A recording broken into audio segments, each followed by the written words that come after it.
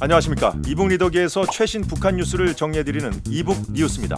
오늘 2편에서는 북한이 대남 군사행동을 보류한 배경을 샅샅이 살펴보겠습니다.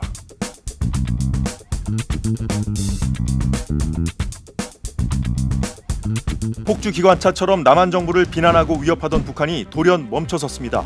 공동연락사무소 폭파 이후 북한 총참모부가 예고한 4가지 군사행동도 보류했는데요. 대남 공세에 급제동을 건 사람 김정은 위원장이었습니다.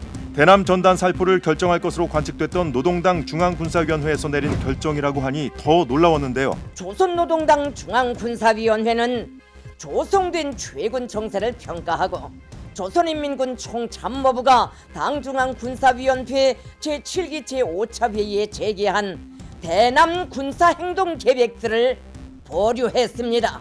효과도 바로 나타났습니다. 최전방 지역에 다시 설치했던 대남 확성기가 철거된 모습이 포착됐고요. 북한 매체에서 지면을 꽉 채웠던 대남 비난 기사 논평이 자취를 감췄습니다. 대외 선전 매체들은 대남 비난 기사 여러 건을 삭제하기도 했는데요. 대체 무슨 일일까요? 북한의 행보 도저히 종잡을 수가 없습니다. 정경두 국방부 장관이 북한의 보류 대신 군사행동 자체를 철회하라고 요구하자 여기엔 또 즉각 반응을 내놨는데요. 이번엔 김영철 노동당 중앙위 부위원장이 나섰는데 보류가 재고가 될 땐 재미없을 거라고 또 위협했습니다. 백악관을 방문해 김 위원장 친서를 트럼프 대통령에게 전했던 인물이죠. 북미 정상회담의 주역이자 하노이 회담 때까지만 해도 2인자로 불렸던 김영철 부위원장이 다시 등장한 배경도 궁금해지는데요. 대남 군사행동을 전격 보류한 북한의 속내를 들여다보겠습니다. 일단 군사행동을 보류하면서 조성된 최근 정세를 평가했다고 한 게 눈에 띕니다. 이게 무슨 말일까요? 정작 한반도 긴장은 자신들이 확 끌어올려놨으면서 말이죠.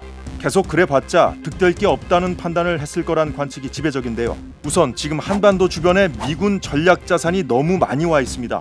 항공모함 루스벨트호, 리미츠호, 로널드 레이건함까지 무려 3척이 한반도를 포함한 미군 제7함대 구역에 배치됐고요. 최근 또 우리 주변에 출현이 잦아졌죠. 북한이 두려워한다는 전략 폭격기인데요. 북한이 확성기를 설치한 다음 날에도 B-52 폭격기 2대가 한반도 상공에 접근했습니다. 지난달 2일엔 미군이 자랑하는 줌월트 스텔스 구축함이 서해, 중국 코앞까지 진입했는데요. 북한은 물론 중국까지 포위한 형국입니다. 예, 지금 이제 북한이 만약에 남북 간의 군사적 충돌을 이제 유도해서 예를 들면 이제 8월달 이제 그러니까 7월, 8월로 이런 분위기를 이어간다면 결국은 이제 한미 간의 대규모 군사훈련을 또 할 수밖에 없습니다. 정세현 민주평화통일자문회의 수석 부의장도 김정은 위원장이 대남 군사행동을 보류한 건 미국의 개입을 피하기 위한 선택이었다고 분석했습니다. 그리고 남한의 심리전으로 맞서봤자 결국 자신들이 불리할 거라는 생각 북한도 하지 않았을까요?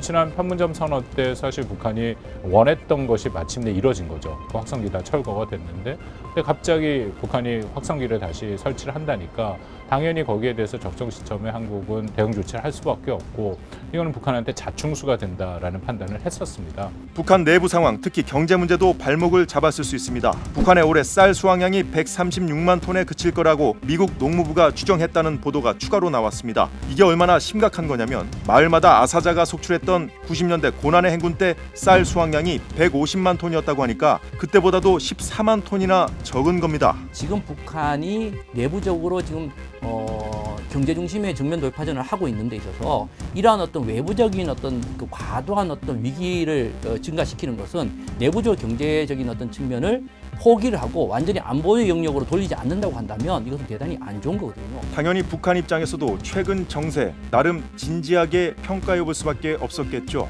최근 노동신문을 보면 일면 전체와 2, 3면 기사 대부분을 김 위원장 추대 4주년을 기념하는 기사들로 채우고 있는데요. 대외적으로는 조용해진 북한. 국무위원장 추대 4주년을 맞아 김 위원장을 체제 수호의 상징으로 부각하며 내부 결속 다지기에 주력하고 있습니다. 눈에 띄는 건 미국을 지칭하지는 않았지만 외부의 적대 세력이 북한 체제 전복을 위해 어려움을 가중시킨다고 비판한 대목입니다. 주민들도 다 보는 신문에 제도 전복 같은 말을 썼다는 것 자체가 놀랍습니다. 그래도 북한의 조치가 군사행동 철회가 아닌 보류라는 점, 또 전쟁 억제력을 강화하기 위한 대책을 논의했다고 밝힌 점은 여전히 우려되는 대목입니다.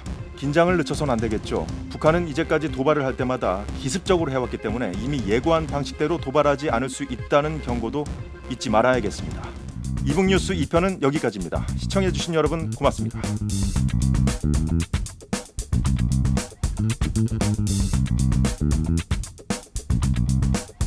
있습니다.